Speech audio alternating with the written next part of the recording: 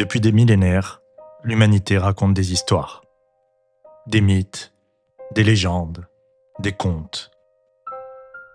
Qu'ils viennent d'Orient ou d'Occident, du Nord ou du Sud, ils partagent toujours des symboles qui se ressemblent étrangement. Carl Gustav Jung, le grand explorateur de l'âme humaine, a appelé cela l'inconscient collectif.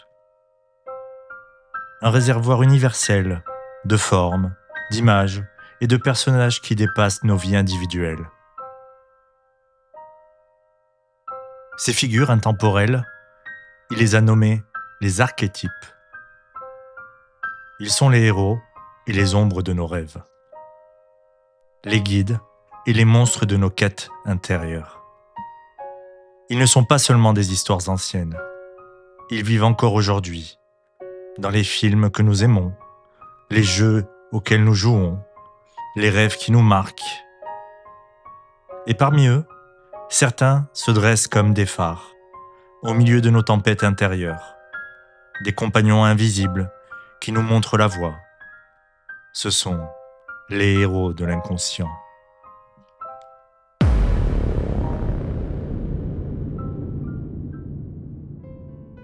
Toujours au centre du récit, le héros est celui qui se lève quand tout semble perdu. Il part de rien, traverse les épreuves, affronte des monstres et souvent revient transformé. Héraclès et ses 12 travaux, Persée face à la Méduse, Moïse guidant son peuple dans le désert. Et dans nos récits modernes, nous retrouvons Neo dans Matrix. Au départ, simple programmeur enfermé dans une vie ordinaire, il devient celui qui affronte le système tout entier. Comme Héraclès, il traverse des épreuves. Comme Persée, il affronte des ennemis terrifiants. Et comme tout héros, il se transforme en cheminant vers lui-même. Le héros est en chacun de nous. C'est cette force intérieure qui nous pousse à nous relever après une chute, à affronter nos épreuves quotidiennes, aussi petites ou immenses soient-elles. En sophrologie, c'est le moment où l'on prend conscience de sa capacité à surmonter un examen, une maladie, une séparation.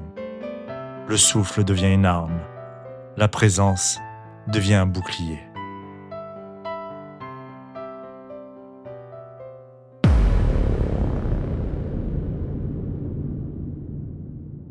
Le héros n'avance jamais seul. Sur son chemin, il croise toujours une figure qui éclaire sa route. Le sage. Merlin auprès d'Arthur. Gandalf auprès de Frodon. Et dans Matrix, Morpheus. Le guide qui révèle à Neo la vérité et l'accompagne dans sa quête. Le sage n'est pas là pour combattre à notre place. Il nous rappelle que nous avons déjà les ressources et qu'il suffit parfois d'un regard différent pour avancer.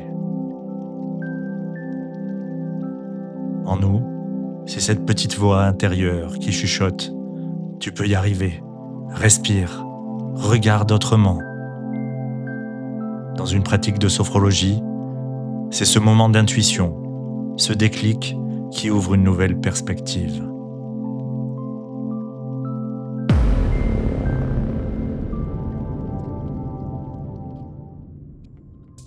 Aucun héros ne traverse son voyage sans affronter l'ombre. Qu'elle prenne la forme d'un dragon, d'un monstre ou d'un ennemi intime. Elle n'est autre que le reflet de ce que nous refoulons.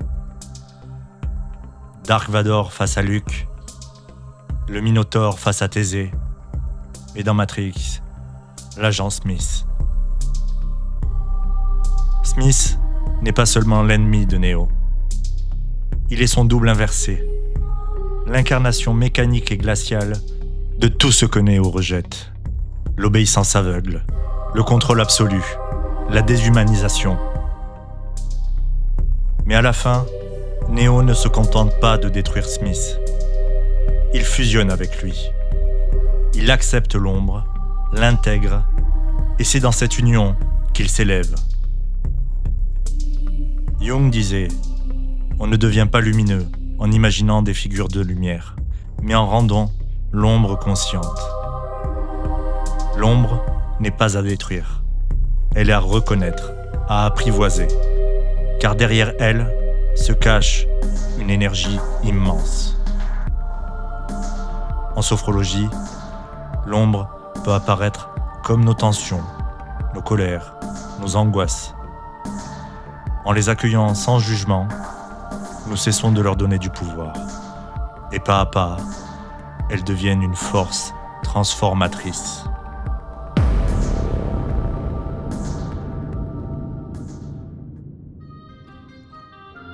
Dans l'inconscient de chaque homme vit une image féminine, l'anima.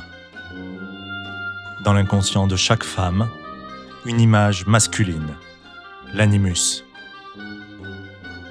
Ces archétypes apparaissent comme la muse, la princesse, le chevalier ou le compagnon mystérieux. Ils ne sont pas des amoureux idéaux, ils symbolisent la part manquante en nous, celle qui cherche l'équilibre. Dans Matrix, c'est Trinity qui incarne cette dimension. Elle est la force qui relie Neo à son humanité, qui l'invite à croire en lui-même. Elle est plus qu'une compagne. Elle est l'expression de cette polarité intérieure qui cherche l'unité. Reconnaître son anima ou son animus, c'est avancer vers une unité intérieure. Un masculin qui sait écouter, un féminin qui sait agir. En sophrologie, cette rencontre est un travail d'harmonisation. Ressentir ses forces, accueillir sa sensibilité, trouver la juste place entre action et réceptivité.